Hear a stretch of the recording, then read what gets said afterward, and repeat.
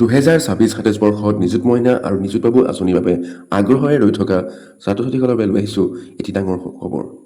এই অফিচিয়েল আপডেটটোৱে যে ছাত্ৰ ছাত্ৰীৰ মাজত হাহাকাৰ সৃষ্টি কৰিব সেইটো খাটাং। হায়াৰ ছেকেণ্ডেৰীৰ পৰা BA তথা অৰ্থাৎ ডিগ্ৰী, PG, BEd তথা পলিটেকনিকৰ ছাত্ৰীসকলৰ বাবে এই খবৰটি অত্যন্ত গুৰুত্বপূৰ্ণ। এফালে এই আপডেটটিয়ে বহু ছাত্ৰীক আনন্দিত কৰিছে, আনফালে হায়াৰ ছেকেণ্ডেৰীৰ ছাত্ৰীসকলৰ বাবে আনিছে অতি দুখ লগা খবৰ। কালি গুৱাহাটীত হৈ যোৱা নিযুত বাবু তথা নিযুত মইনা আঁচনিৰ যি প্ৰপত্ৰ বিতৰণৰ আৰম্ভণি অনুষ্ঠান আছিলে, তাত খোদ CM মহোদয়ে যিবোৰ ঘোষণা কৰিছে সি বহুতো ছাত্ৰীক হতাশাত ভুগাইছে, বিশেষকৈ হায়াৰ ছেকেণ্ডেৰীত পঢ়ি থকা ছাত্ৰসকলক।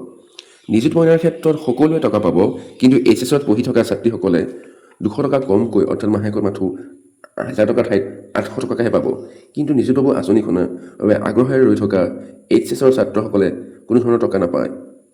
অৱশ্যে HS-ৰ বাহিৰে অন্য ক্লাছবোৰৰ ক্ষেত্ৰত 200 টকাকৈ কমকৈ হ'লেও ল'ৰাহঁতে নিযুত বাবু আঁচনিৰ সুবিধা পাবলৈ সক্ষম হ'ব বুলি মুখ্যমন্ত্ৰীয়ে উল্লেখ কৰিছে। এই ক্ষেত্ৰত CM মহোদয়ে HS-ৰ লগতে ডিগ্ৰী, PG, পলিটেকনিক তথা BEdৰ ছাত্ৰ ছাত্ৰীসকলৰ বাবে কৰা বিভিন্ন ঘোষণাবোৰনো কি জানো আহা।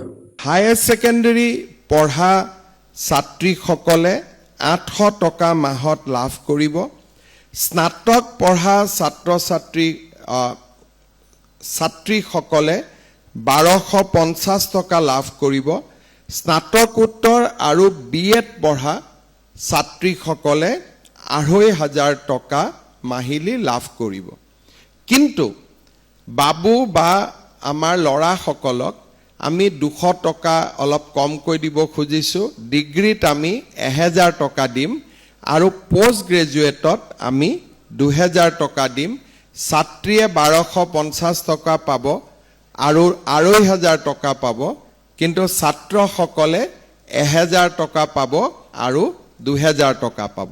যোৱা বছৰ নিৰ্বাচনৰ সময়ত মই অসমৰ বিভিন্ন জাগাত যেতিয়া গৈছিলোঁ, তেতিয়া আমাৰ যিসকল ছাত্ৰ তেওঁলোকে মোক বিভিন্ন সভাত কৈছিলে যে মামা আপুনি আমাক বেয়া পায় নেকি, আপুনি আমাক কিয় নিদিয়ে?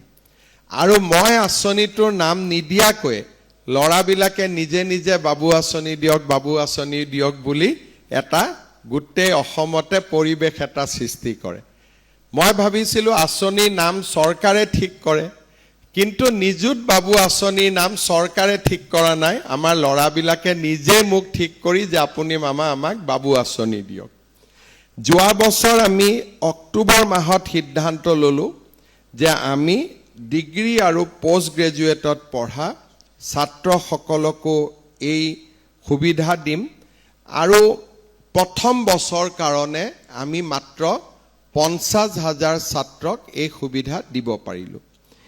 এই বছৰ আমি ভাবিছোঁ যে প্ৰায় 70,000 ছাত্ৰক আমি নতুনকৈ সুবিধা দিব পাৰিম, অৰ্থাৎ এই আঁচনিখনেও 1,20,000 ছাত্ৰক উপকৃত কৰিব, কাৰণ ইয়াতে ফাৰ্ষ্ট ইয়াৰ আৰু ছেকেণ্ড ইয়াৰ থাকিব। নিযুত মইনা আঁচনিখনে এইবাৰ তৃতীয় বৰ্ষকো স্পৰ্শ কৰিব। First year, second year, third year বা আমি ছেমিষ্টাৰ বুলি ক'লে একেবাৰে 6 ছেমিষ্টাৰলৈকে যাব। লগত মোক কিছুমান ছাত্ৰী আজি ৰাতিপুৱা মোক সুধিছে যে মামা 7 ছেমিষ্টাৰত আমি পাম নে নাই। মোৰো মনত ধৰা নাছিল, কাৰণ আজিকালি বহুত কলেজত 4th ইয়াৰ ডিগ্ৰী আৰম্ভ হৈছে, 7 and 8 ছেমিষ্টাৰো আমি গৈ পাম। গতিকে মই আজিৰ সভাতে কৈছোঁ যে আমি 7 ছেমিষ্টাৰত যদি কোনোবা ছাত্ৰী পঢ়ি আছে বা ছাত্ৰ পঢ়ি আছে, তেওঁলোককো আমি এই আঁচনিখনৰ ডেফিনেটলি সুবিধা দিম, তেওঁলোকেও ফৰ্ম ফিল আপ কৰিব পাৰিব। এই বছৰ আমি আৰু কেইটামান সুবিধা আনিলোঁ।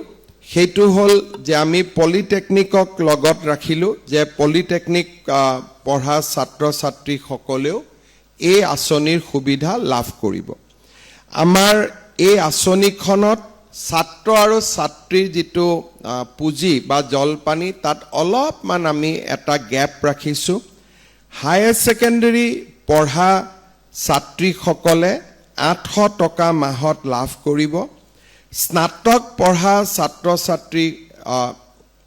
ছাত্ৰীসকলে 1250 টকা লাভ কৰিব।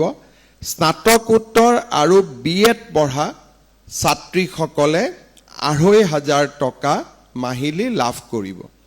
কিন্তু বাবু বা আমাৰ ল'ৰাসকলক আমি 200 টকা অলপ কমকৈ দিব খুজিছোঁ ডিগ্ৰীত আমি 1000 টকা দিম আৰু পোষ্ট গ্ৰেজুৱেটত আমি 2000 টকা দিম ছাত্ৰীয়ে 1250 টকা পাব আৰু 2500 টকা পাব কিন্তু ছাত্ৰসকলে 1000 টকা পাব আৰু 2000 টকা পাব